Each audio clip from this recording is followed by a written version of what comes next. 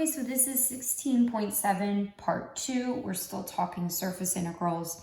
The difference here is we're just looking at that scenario where we have our function f. In this case, I'm using g, but same idea that, the function is a function of x and y, so we'll just set z equal to that and x equal to x and y equal to y. So we had looked at this again in the previous section. So if you need to even go back and take a look at that, you can. But just going to look at what that magnitude of the cross product looks like in this specific scenario versus the one that we did yesterday. So I have my partials, right, that I'm taking. So if I do my partials with respect to x, so what I get for my vector r sub x, right, I would get 1 comma partial with respect to x would be 0. And then I have whatever my partial of g is with respect to x. Over here for all my partials with respect to y, for r sub y, right, I would get a 0 in the first position. Derivative with respect to y would be 1, and derivative of whatever my function is with respect to y.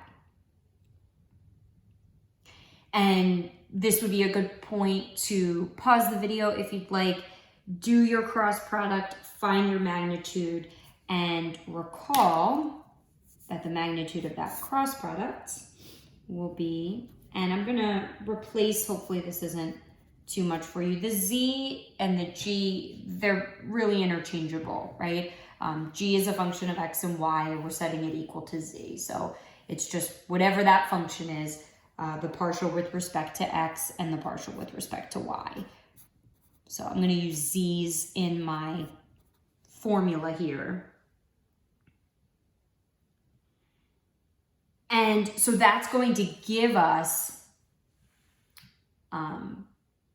our surface integral in a different way, right? So we're able to use that new component in there for the magnitude of that cross product instead of finding the magnitude of the cross product every time, right? So that's the benefit. If we have this scenario where we have a function of just x and y, we'll set x equal to x, y equal to y, and z equal to whatever that function is. And then we'll use this knowledge that we have to substitute that in instead of every time finding my cross product and then finding the magnitude of that.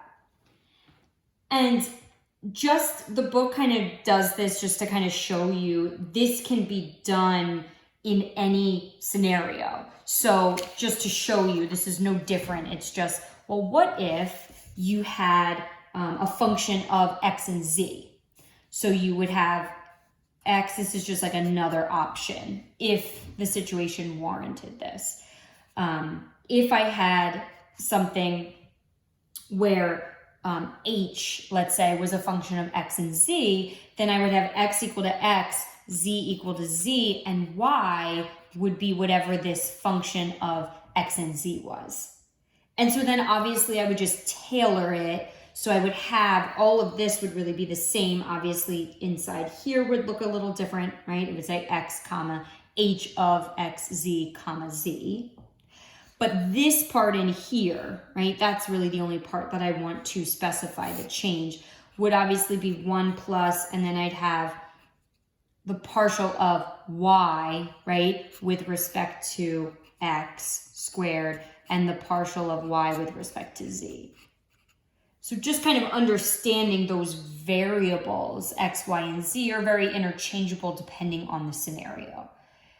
Everything else, like I said, would really carry down the same, so I'm not going to copy it necessarily, but you have that scenario to sort of think about on your own and how that might change. And then obviously we could even do it a third time if we really wanted to.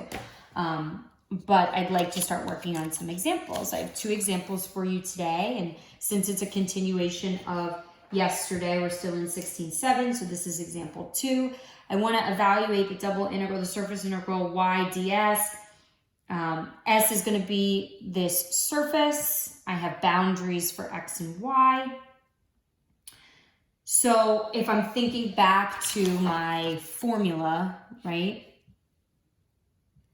I want to think about my function z, and I really want to start by taking my partials, right? So I want to do partial of z with respect to x.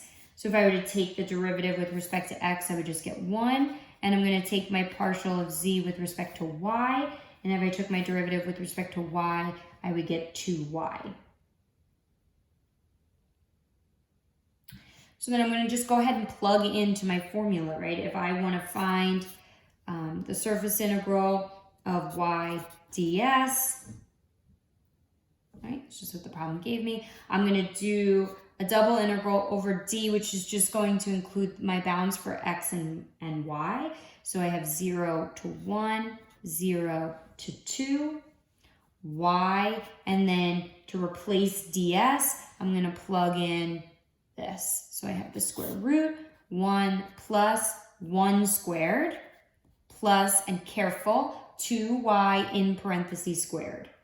So if you need to take a step to write that, you do. And then I did y there, so dy dx. There's nothing with x inside my integrand, so I'm going to separate that part, take it out. So I'm going to have 0 to 1 dx. And then I'm just going to clean up this part in here. So I have y and then square root of 2 plus 4y squared dy. And I'm going to do a pretty easy u substitution. So I'm going to have u equal to the entire thing underneath my radical.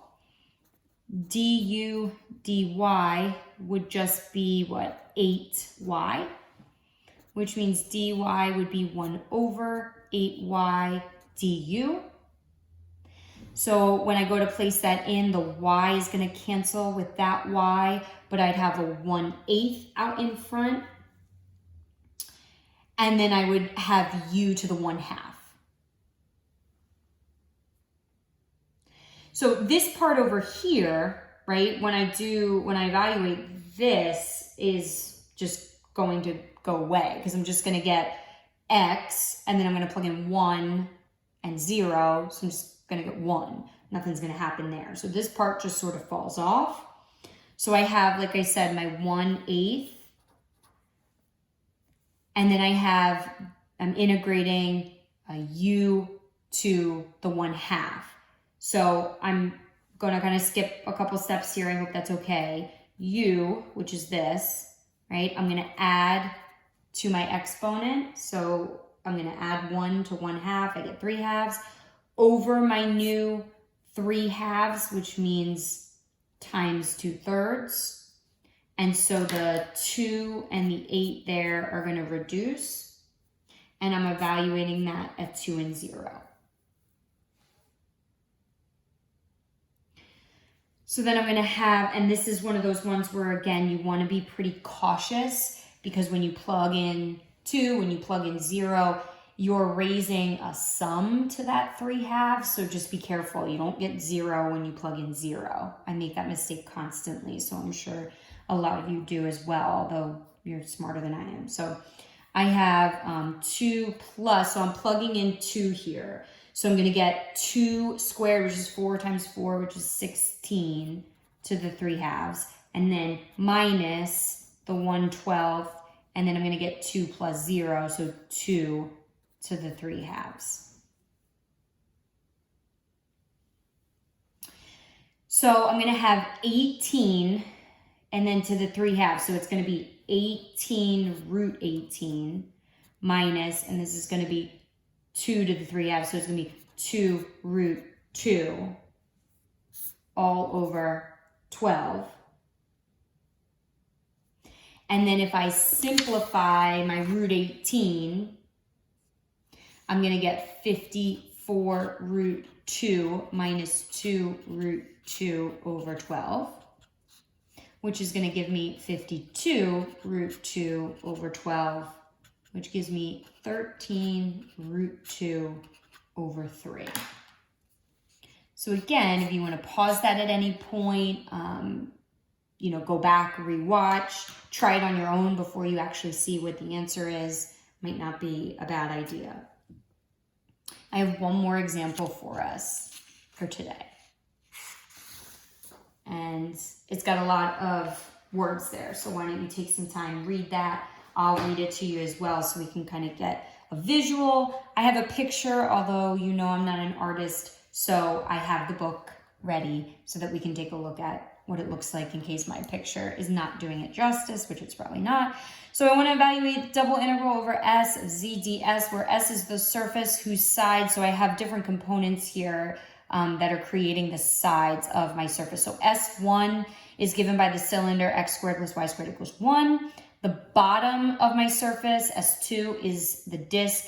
X squared plus y squared is less than 1 in the plane z equals 0, so in the xy plane. And the top of my surface, S3, is the part of the plane z equals 1 plus x that lies above S2. So I have my visual here. It's not great. So here's the book, right? Just to make sure you kind of get it. It reminds me of, taking that cylinder and slicing it, right? It kind of reminds me of geometry when we did that. I remember we did that with, I brought in the cucumbers and the oranges so that we could get a visual for those 3D figures. So it reminds me of when we would cut the cucumbers at an angle, right? Not going through the bases, or going through the base just at the point there. Okay, so hopefully you have a good visual for that.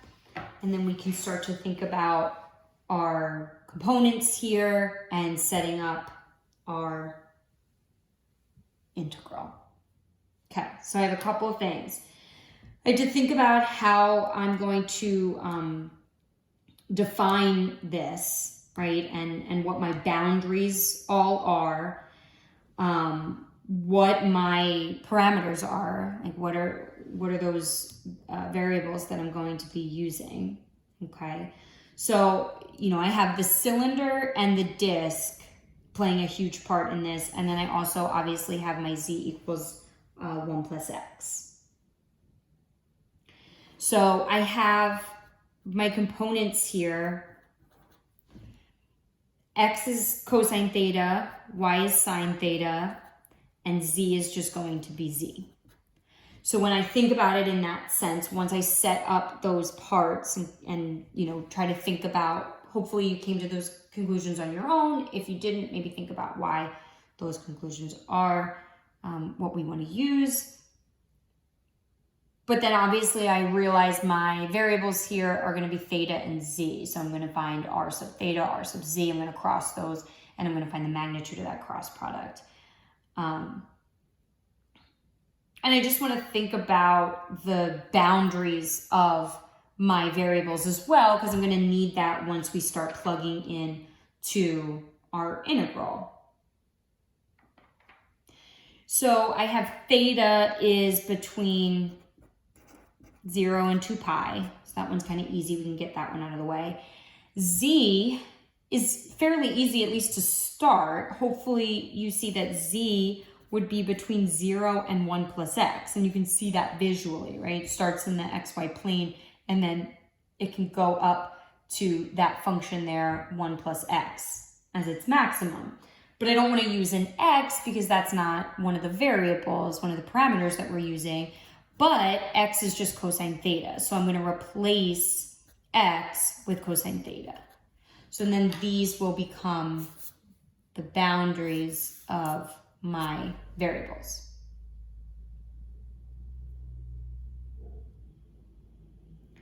So I'm going to think about what r sub theta and r sub z would be, right? I need to find those. So r sub theta. So if I take my 3 components and I find my partials with respect to theta, so if I do the derivative of cosine, I'm going to get negative sine theta. Derivative of sine theta is cosine theta. And my derivative of z with respect to theta would just be 0. And then I want r sub z, R sub z, well, there's nothing with z in either of those first two, so it would just be 0, 0, and then 1. So pretty straightforward. And I'm going to do my cross product. This isn't one that I know already, so I'm forced to do it this way, right? So I'm going to do my cross product here. I have my ijk. I have my negative sine theta, cosine theta, 0, 0, 0, 1. So if you take the time to go through, copy down your first two rows, do your diagonals, hopefully you come to the conclusion that the cross product is cosine theta, sine theta, 0. And so if I take the magnitude of that cross product, I get 1. And again, if you want to go through and check that out, you can. So I'm going to start to fill in my boundaries into my surface integral so that I can start calculating stuff. So I have the three different surfaces. So that's one thing that I have to think about, is that I'm going to have to do S1, S2, S3, and then I'm going to have to put all of those things together. So this would just be, and that looks like an integral symbol. That's supposed to be an S, right? S1, that's better. So for S1, if I'm doing the double integral S1 z ds, so I'm going to use my formula. I'm going to do 0 to 2 pi, and then my boundaries, remember, for z were 0 to 1 plus cosine theta. So that needs to be on the inside because it involves another variable, obviously. And then I have z, but remember my cross product's magnitude was just 1. So it's not going to play a part at all in my surface integral. So I'm just going to have z and then dz d theta.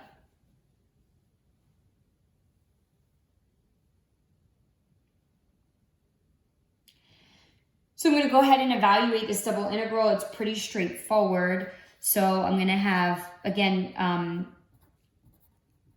I'm just integrating first with respect to z. So I would get z squared over 2, and I'd be evaluating at 1 plus cosine theta and at 0.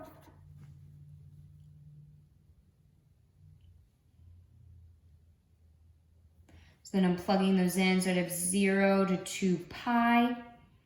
1 plus cosine theta, the whole thing squared over 2, minus, when I plug in 0, I just get 0. I'm actually going to square this out, right? I'm going to FOIL. I'm going to double distribute. I'm going to pull out the 1/2. So I have a 1/2 out in front. I'm going to have 1 plus, so if I were to write it out and expand it and then FOIL or double distribute, I'm going to get 2 cosine thetas. And then I'm going to get plus cosine squared theta. So all of that is fine and dandy except for that last part. Integrating cosine squared, going to be kind of tricky. So we're going to remember the identity that we used earlier in this section. And I'm going to replace it with plus 1/2 cosine 2 theta plus 1.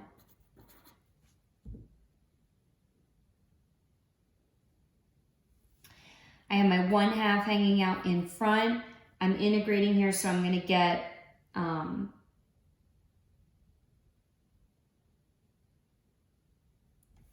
3/2 theta plus 2 sine theta plus 1/4 sine 2 theta. Again, if you want to pause that and maybe see if you get the same thing, where those values come from. I didn't show a lot. I'm taking a lot of shortcuts in from this step to this step. So just make sure you understand where a lot of that's coming from. I had a 1 here. I also have a 1/2 there. So that's where my 3/2 theta is coming from. This one's pretty straightforward. I have my 1/2 cosine 2 theta. I'm doing a u substitution with that.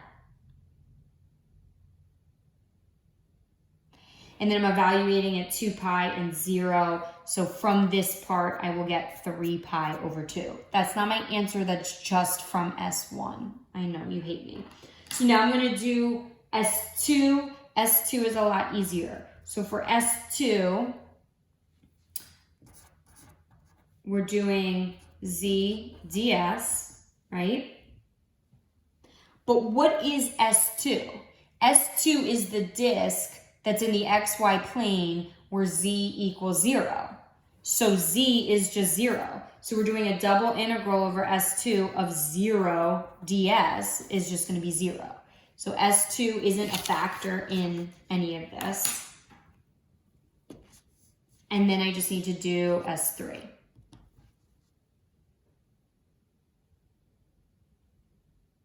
So what is S3? S3 is the top part, the part that's in the plane z equals 1 plus x.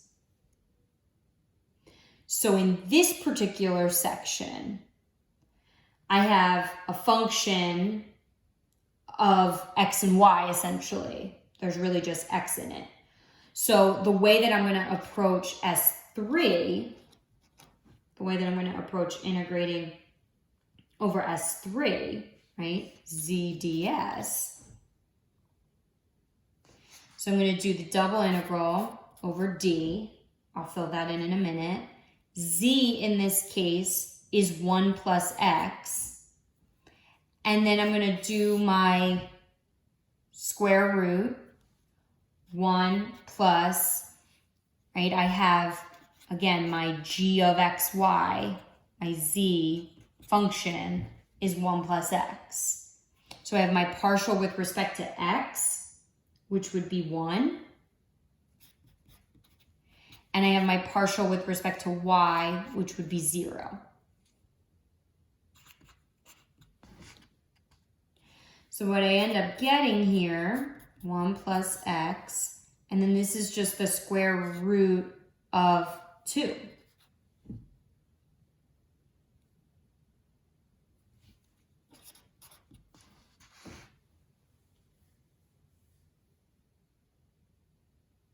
I'm going to convert to polar at this point. So let me make a note here. We're going to convert to polar because that's going to be a lot easier for my bounds. Right? I don't want to have to do my bounds, when I start to think about how am I going to substitute in for d here, right? So I'm going to convert to polar, which means I'm going to have theta go from 0 to 2 pi, and r is going to go from 0 to 1.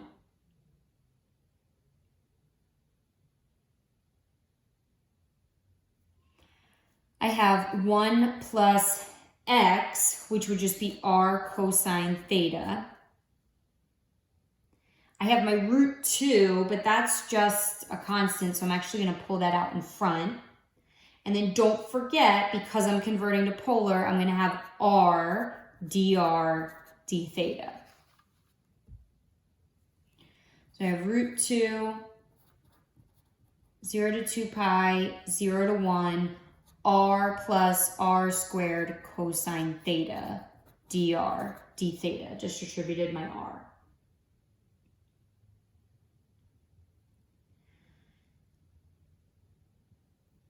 So I'm integrating with respect to r first. So I have my root 2. So I have r squared over 2 plus r cubed over 3 cosine theta. And I'm evaluating that at 1 and 0. The 0 part is just going to disappear. So I'm just going to have 1/2 plus 1/3 cosine theta.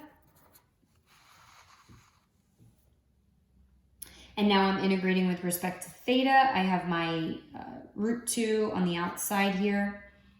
So I'm going to get 1/2 theta plus integrating cosine, so I get 1/3 sine theta, and I'm evaluating that at 2 pi and 0. And so hopefully when you finish evaluating that, you get root 2 pi. Make sure that pi is not under the radical. Now that is just for S3. So we had our S2 was just 0. This was for S1. So if we're talking about the entire surface, we're going to add all three together, and we'd have 3 pi over 2 plus 0 plus root 2 pi. And our overall answer is then 3/2 plus root 2 pi. That was a doozy.